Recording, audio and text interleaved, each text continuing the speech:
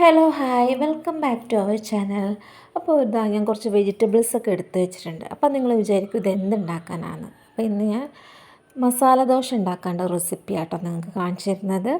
അപ്പോൾ അതിനായിട്ട് ഞാനിതാ 2 ഉരുളക്കിഴങ്ങ് 2 ക്യാരറ്റ് കുക്കറിലിട്ടിട്ട് ജസ്റ്റ് ഒരു ഉപ്പും കൂടി ഇട്ടിട്ട് നമ്മളിതാ വേവിച്ച് എടുത്തിട്ടുണ്ട്.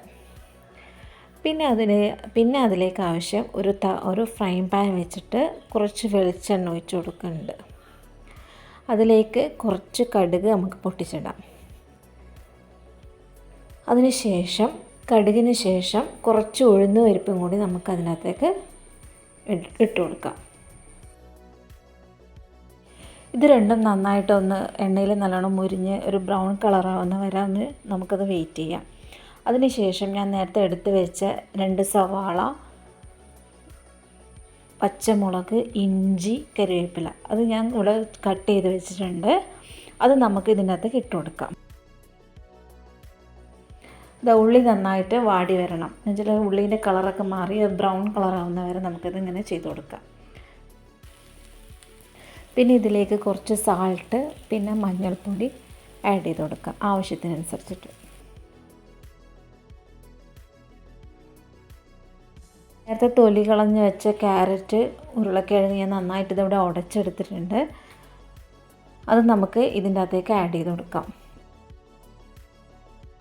അവിടെ അതിൻ്റെ മസാല റെഡി ആയിട്ടുണ്ട്. ഇനി നമുക്ക് ദോശയിൽ ഫില്ല് ചെയ്തിട്ട് മസാല ദോശ ഉണ്ടാക്കാം. അതിനായിട്ട് ഞാൻ തലേന്ന് ദോശമാവ് ഇവിടെ അരച്ച് വെച്ചതാണ്. നന്നായി പുളിച്ച് പൊന്തിയിട്ടുണ്ട്. ഇത് ഒഴിച്ച് കൊടുത്തിട്ട് നമുക്കൊന്ന് ഉണ്ടാക്കി നോക്കാം.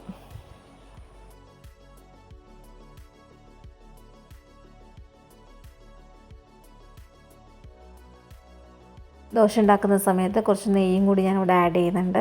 എന്നിട്ട് നമ്മൾ നേരത്തെ തയ്യാറാക്കി വെച്ചിരിക്കുന്ന മസാല ഇതിനകത്തേക്ക് ഫില്ല് ചെയ്ത് കൊടുക്കാം. അങ്ങനെ മസാല ദോശ ഇവിടെ റെഡി ആയിട്ടുണ്ട്.